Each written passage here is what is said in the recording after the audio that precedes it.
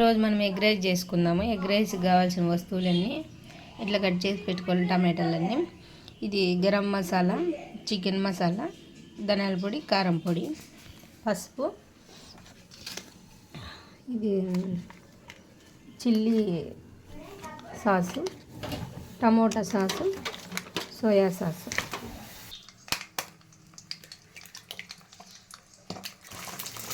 కొంచెం tasting salt,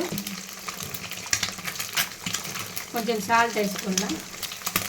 కరివేపాకు కూడా వేసుకొని పక్కన పెట్టుకుందాం. ఇట్లా బాగా వేసుకుందాం. మళ్ళీ కొంచెం నూనె వేసుకోవాలా. కరివేపాకు, ఎర్రగడ్డలు,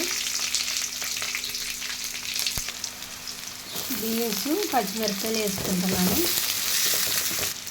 సాల్ట్ కొంచెం వేసుకున్నాం. 4 గుడ్లు కరెక్ట్గా సరిపోతాయి. మీకు ఎక్కువ మంది ఉంటే ఎక్కువ వేసుకోవచ్చు. మేము 4 ఉన్నాం కాబట్టి 4 గుడ్లు వేసుకుంటున్నా. టమాటా వేసుకుంటున్నా. క్యారెట్ వేసుకొని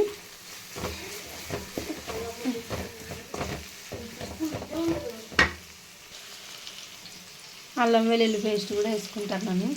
నేను వారానికి ఒకసారి చేసుకుంటాను అల్లం వెల్లుల్లి పేస్ట్.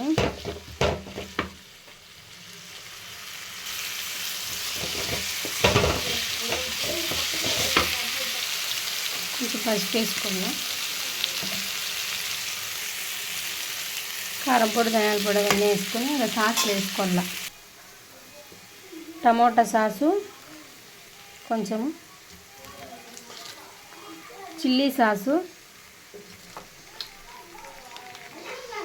కొంచెం సోయా సాసు, అరసడ్ ఎగ్ రైస్ ఇది టేస్టింగ్ సాల్ట్ వేసుకొని ఇంకా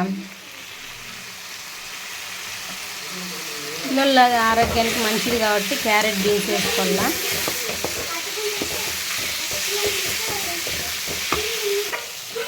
ఎగ్ రైస్ గుడ్లు వేసుకొని కలుపుకోవాలా.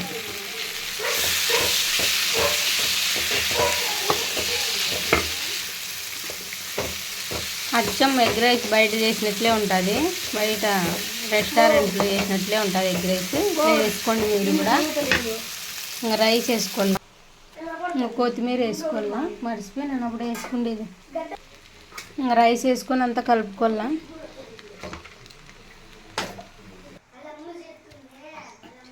తీసుకోదు అది నిమ్మకాయ ఇట్లా పిండుకోవాలా.